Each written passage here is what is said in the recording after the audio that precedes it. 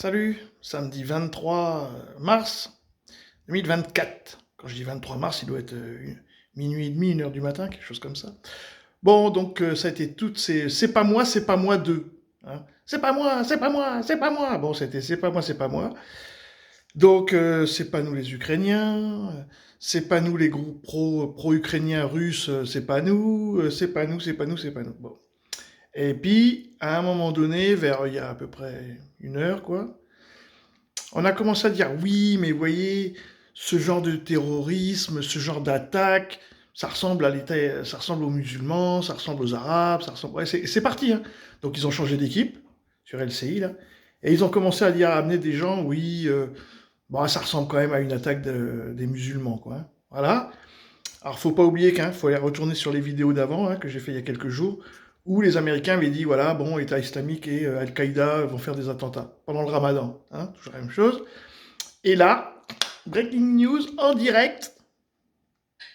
Sont arrivés sur place et on vient de l'apprendre. Le groupe État islamique revendique l'attaque de Moscou. C'est une alerte AFP. Merci beaucoup Alexia. C'est évidemment le développement qui est tombé à l'instant de cette alerte AFP sur la revendication par le groupe État islamique. Ça rejoint ce que vous disiez. Si les faits sont avérés, pour l'instant ça n'est qu'une revendication, mais sur le fait évidemment que le mode opératoire est typiquement celui des islamistes, au gré de tant d'attentats qui ont frappé évidemment ceux qui ont ensanglanté Paris en 2015. Justement, moi je trouve qu'il y a une chose qui a été intéressante, qui a été prononcée par l'ancien ambassadeur, c'est que oui, les moscovites en soi, ils sont habitués par l'idée d'un attentat parce qu'ils les ont connus ces 20 dernières années.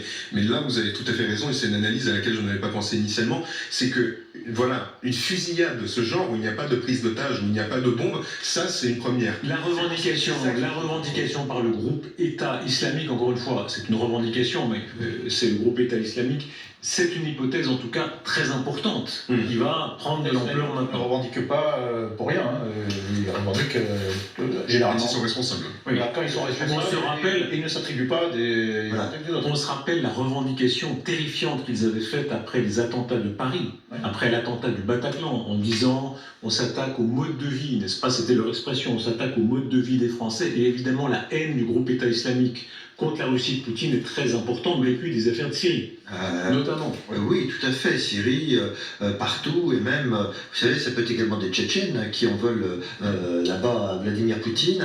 Et je venais de vous dire à l'instant que même si Poutine est un criminel, je ne reconnaissais pas un mode opératoire. Quand vous arrivez avec un tel armement aussi lourd, que vous êtes là pour tuer comme au Bataclan, eh bien manifestement, c'est la marque d'un attentat islamiste. Et donc je crois que cette revendication de l'État islamique doit être prise extrêmement au sérieux, ce qui veut dire en demeurant que la... Oui, moi je vais te dire au demeurant, c'est que l'État islamique a été fabriqué par le MI6 anglais et le Mossad israélien. Hein. Et puis Al-Qaïda, il a été fait par la CIA. Hein. Donc c'est toujours les mêmes, c'est les Occidentaux. Et ça, les Russes, ils le savent. Donc ils vont bientôt dire, les Russes, eux, que derrière cet attentat, ce sont les Occidentaux. Et c'est évident. Voilà. Il y avait 2 équipes, une équipe de spécialistes qui a fait exploser le toit, et une équipe de pieds nickelés, alors peut-être des musulmans, on s'en fout, qui on voit, qui font tomber leurs armes. C'est les frères Kouachi, c'est le même système. Donc c'est l'Occident. Donc voilà, ça maintenant, je veux dire, fallait voir, hein, toute cette soirée, les Occidentaux se chient dessus, hein, mais vraiment. Hein. D'habitude, on les voit pérorer, là, donc il fallait qu'ils trouvent un leitmotiv. Donc toute la soirée, c'était c'est pas les Ukrainiens, c'est pas les Ukrainiens, c'est pas les Ukrainiens. Zelensky a dit non, c'est pas moi, c'est pas moi, c'est pas moi. Et puis tout d'un coup, ah ça y est, on a trouvé la solution, c'est les musulmans.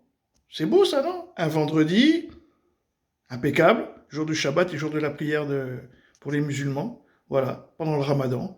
Et là maintenant, ça va être parti. Tous les médias, ils vont dire non, mais en fin de compte, c'est pas les Ukrainiens, c'est les musulmans. Alors des Tchétchènes, ou je ne sais pas trop quel groupe à la con. Voilà, voilà. Salut!